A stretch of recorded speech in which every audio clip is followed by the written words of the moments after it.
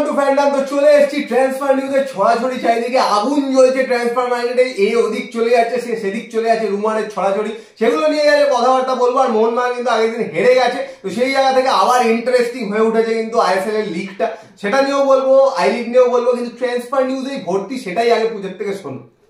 Transfer news বলতে গেলেই প্রথমে বুকটা ধুকধুক করে। তো যাই হোক, এই মুহূর্তে সবার থেকে যেটা বড় খবর, যেটা শোনা যাচ্ছে একদম পুরো পোস্টার বানিয়ে তৈরি হয়ে গেছে, সেটা হচ্ছে ছাংতে নাকি মোহনবাগানে আসতে চলেছে। ছাংদের জন্য নাকি উঠে পড়ে লেগেছে মোহনবাগান ম্যানেজমেন্ট, যে ওদের উইং পজিশনটাকে আরো স্ট্রং করার জন্য নাকি ছাং থেকে চাইছে, এরকম একটা খবর শোনা যাচ্ছে। যদিও ছাংদের কিন্তু 2025 অব্দি মুম্বাই সিটি এফসির সাথে কন্ট্রাক্ট রয়েছে। যদি ছাং থেকে কাউকে নিতে হয় তো অবশ্যই ট্রান্সফার ফিস তো দিতেই হবে, আর না হলে লোনে। বাট মুম্বাই এত ভালো প্লেয়ার, অসাধারণ ফর্মে রয়েছে, গতকালকেও কিন্তু হায়দ্রাবাদের সাথে জিতেছে, সেখানেও কিন্তু ছাংতে গোল করেছে। তো সেই ছাং থেকে কোনোভাবেই ছাড়বে বলে তো মনে হয় না।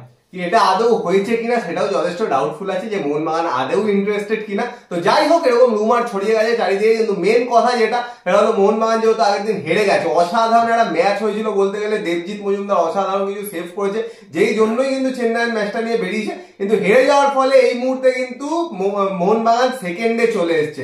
মোহনবাগানের এই মুহূর্তে 3টে ম্যাচ বাকি, মুম্বাইয়ের 2টো ম্যাচ বাকি। এবার মুম্বাইয়ের পরের ম্যাচটা একটু কঠিন আছে ওড়িশার সাথে, ওই ম্যাচটা যদি মুম্বাই জিতে যায় তো লাস্ট ম্যাচটা কিন্তু Mohun Bagan versus Mumbai city FC, সেটাই কিন্তু গ্র্যান্ড ফিনালে হয়ে যাবে একদম লিগের। আর মাঝখানে মোহনবাগানের 2টো ম্যাচ আছে, যদিও সোজা ম্যাচ জেতা উচিত কিন্তু মোহনবাগানের। তো সেই জায়গা থেকে যদি মোহনবাগান 2টো জেতে আর ওড়িশার সাথে যদি মুম্বাই জেতে, লাস্ট ম্যাচের উপরে কিন্তু পুরো ডিপেন্ড করবে, কারণ সেই জায়গা থেকে কিন্তু মুম্বাই 2 পয়েন্টে এগিয়ে থাকবে।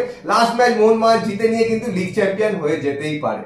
তো সেইখান থেকে দেখা যায় এখন প্রচুর ক্যালকুলেশন হবে, কারণ যে কেউ যে কোনো সময় কিন্তু শেষ মুহূর্তে এসে ভালো খেলতে পারে। কেউ আশাই করেনি চেন্নাইয়ের কাছে মোহনবাগান কিন্তু হেরে যাবে, মানে সবাই কনফিডেন্ট ছিল যে মোহনবাগান ম্যাচটা ইজি জিতবে। তো সেখান থেকে একটা রেজাল্ট ওরকম হয়ে গেছে।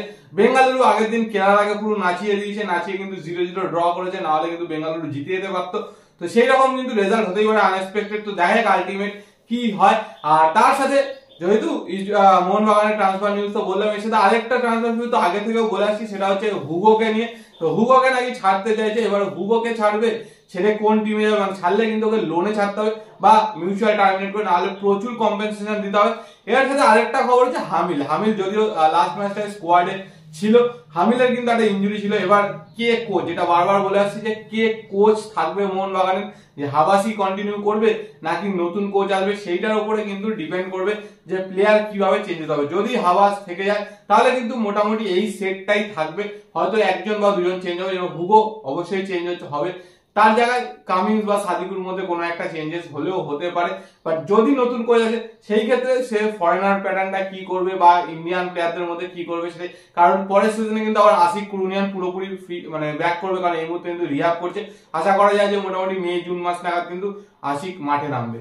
তো এগুলো তো শুনলেই মানে ইস্ট বেঙ্গলের ট্রান্সফার নিউজ, ইস্ট বেঙ্গলকে নিয়ে তো পুরো রুমারের ছড়াছড়ি, মানে যাকে পাচ্ছে লিঙ্ক করে দিচ্ছে, এর সাথে কথা হচ্ছে, তার সাথে কথা হচ্ছে, মানে ইস্ট বেঙ্গলের নাকি সবার সাথে কথা হচ্ছে এই মুহূর্তে যা চলছে ট্রান্সফার মার্কেটে। তো আগে বলি যে বিদেশিদের যে এক্সটেনশন, সেটা হলো Clinton Silva, হিজাজি Meher, Saul Crespo, এই 3জনকে ডাকবে শোনা যাচ্ছে। এই 3জনে কিন্তু কন্ট্রাক্ট এক্সটেনশন দেবে শোনা যাচ্ছে। এবার প্লেয়ারদের উপর বাকিটা ডিপেন্ড করবে। এখন অব্দি কিন্তু এটাই শোনা গেছে যে এই 3জনকে। আর তোমাদের কিন্তু এটাও মাথায় রাখতে হবে যে জর্ডান এলসে কিন্তু ফিরে আসবে। জর্ডান এলসে অলরেডি কিন্তু প্র্যাকটিসে জয়েন করে নিজের রিহ্যাব স্টার্ট করে দিয়েছে। তো সেই জায়গা থেকে পরের সিজনে কিন্তু অনেক আগেই, মানে এএফসির যে এলিট লিগ 2 এর যে এটা খেলবে, কোয়ালিফায়ার গুলো খেলবে, সেই সময় কিন্তু জর্ডান এলসে ফিরে আসবে। তো সেই জায়গা থেকে কিন্তু সবাইকে যদি এক্সটেনশন করাতে পারে, তাহলে কিন্তু ইস্ট বেঙ্গলে অলরেডি 4টে বিদেশি থাকবে, 2টো বিদেশি কিন্তু নতুন খুঁজতে হবে। আর তার মধ্যে একজন তো অলরেডি প্রি কন্ট্রাক্ট সাইন করে দিয়েছে, মাজিদ আলাল। এবার তার সাথে আরো একজন, তো সেই জায়গায় যেটা এই মুহূর্তে যেগুলোর সাথে লিঙ্ক করা হচ্ছে, সেটা হচ্ছে একটা দিমিত্রি ডায়ামান্তাগোস আর একটা হচ্ছে জর্জিও পেরেরা ডিয়াজ। তো দুজনের সাথে, দুজনের জন্যই নাকি অল আউট গেছে। হ্যাঁ, এটা যে দিমিত্রির সাথে চেষ্টা করতে পারে, কারণ দিমিত্রি যেই পরিমাণ খেলে, লাস্ট 2টো সিজন যা খেলেছে কেরালারে, তাতে ওকে যে কোনো দল চাইতেই পারে, ওরকম একটা প্লেয়ার, যেরকম একটা সময় রয় কৃষ্ণকে সবাই চাইছিল।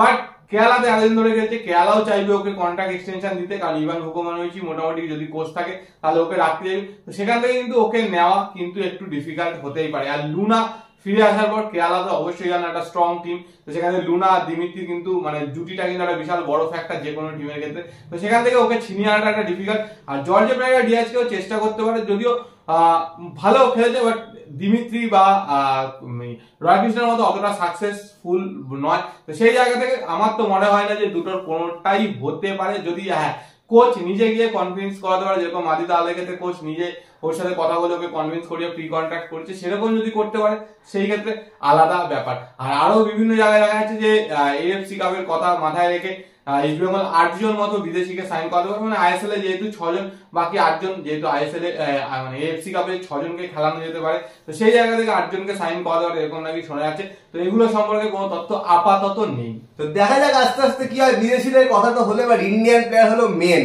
কারণ যদি আইএসএল এ ভালো পারফর্ম করতে হয় পরের সিজনে, তো ইন্ডিয়ান স্কোয়াডটা কিন্তু আপগ্রেড করতে হবে, বেঞ্চ স্ট্রং করতে হবে, যে বেঞ্চটা বলতে গেলে ইস্ট বেঙ্গলের কিন্তু নেই। তো সেই জায়গা থেকে যেগুলো শোনা যাচ্ছে, অনেক ইন্ডিয়ান প্লেয়ারদের অ্যাপ্রোচ করেছে, তাদের সাথে নাকি কথাবার্তা চলছে। রাহুল ভেকের নাম চলে এসেছিল, কিন্তু রাহুল ভেকে নিয়ে কতটা কিছু লাভ হবে সেটা কিন্তু যথেষ্ট ডাউটফুল।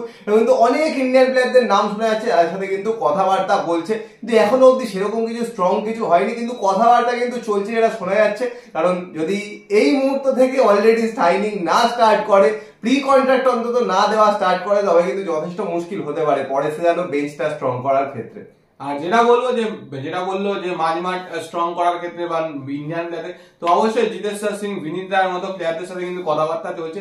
তো বিনীত রায়ও proper centre back, defensive midfield দুটো পজিশনই খেলতে পারে, তো ওকে নিলেও নিতে পারে। কিন্তু মেন যেটা দরকার সেটা হচ্ছে মাঠে ইন্ডিয়ান প্লেয়ার, যেটা কিন্তু খুব খুব কম। আর সেটার জন্য কিন্তু এই বছর দেখেছো ম্যাচগুলোতে সবচেয়ে বেশি পারফরমেন্স খারাপ হয়েছে। তো সেরকম একটা ভালো প্লেয়ার জিতেশ্বরকে দেখেইছো যে চেন্নাই হয়ে কিরকম খেলছে। এছাড়া বলে আয়ুষ অধিকারীর মতো প্লেয়ার, যে কিন্তু আগের দিন অসাধারণ একটা থ্রু দিয়েছিল, যেটা থেকে থার্ড গোলা। তো এই প্লেয়ার গুলোকে যদি কোনোভাবে নিতে পারে বা এই প্লেয়ার গুলোকে ইউজ করতে পারে, তাহলে কিন্তু একটা বিশাল বড় অ্যাডভান্টেজ। কিন্তু হ্যাঁ, যা করতে হবে তাদেরকে অনেক, এরাও ওয়েন কয়েলের মতো কোচ, সেও কিন্তু চাইবে যে নিজের কোর টিমটাকে ধরে রাখতে, সে কিন্তু ইয়ং প্লেয়ারদের নিয়ে কাজ করতে ভালোবাসে। তো একদম শেষে চলে আসি, ট্রান্সফার অনেক শুনে নিয়েছি, একটু মোহামেডানের কথায় চলে আসি। কারণ আই লিগে কিন্তু মোহামেডান আগের দিন ড্র করেছে। আগের দিন জিতে গেলে মোটামুটি কিন্তু কাপটা ছুঁয়ে ফেলতো, কিন্তু ড্র করার ফলে আবার একটুখানি কম্পিটিটিভ হয়ে উঠেছে। যদিও পুরোপুরি কিন্তু বলটা মোহামেডানের কোর্টে, মোহামেডান যদি পরের দুটো ম্যাচে কোনো রকম পয়েন্ট ড্রপ না করে, কেউ কিন্তু ছুঁতে পারবে না মোহামেডানকে। সেই জায়গা থেকে বলে দিই, 22 ম্যাচে 49 পয়েন্ট মোহামেডানের, শ্রীনিধির 21 ম্যাচে 43 পয়েন্ট। শ্রীনিধি যদি পরের ম্যাচ যেতেও 46 পয়েন্ট হবে, সেখান থেকে কিন্তু 3 পয়েন্টের গ্যাপ থাকবে, দুটো ম্যাচ বাকি থাকবে। তো সেই জায়গা থেকে মোহামেডানের কিন্তু বাকি দুটো ম্যাচে যদি একদম হিসেব দেখো, একটা জিতলে একটা ড্র করলেই কিন্তু হয়ে যাবে। তো পরপর যদি দুটো জিতে যায় তো কোনো কথাই নেই, আলাদাই ব্যাপার। সেটার জন্যই বললাম, আগের ম্যাচটা যদি জিতে যেত সেটা অনেক কমফোর্টেবল হয়ে যেত আরো। কিন্তু এখনো কিন্তু বলটা মোহামেডানের কোর্টেই, মোহামেডান যদি লুজ না করে সেই জায়গা থেকে কিন্তু শ্রীনিধি কোনোভাবেই ছুঁতে পারবে না। তো দেখা যাক বাকি দুটো ম্যাচ। লাস্ট ম্যাচটা কিন্তু হোম ম্যাচ আছে, সেই দিনেই কিন্তু চ্যাম্পিয়ন হতে পারে। তো সবাই কিন্তু অবশ্যই লাস্ট ম্যাচটার দিন অবশ্যই জিও।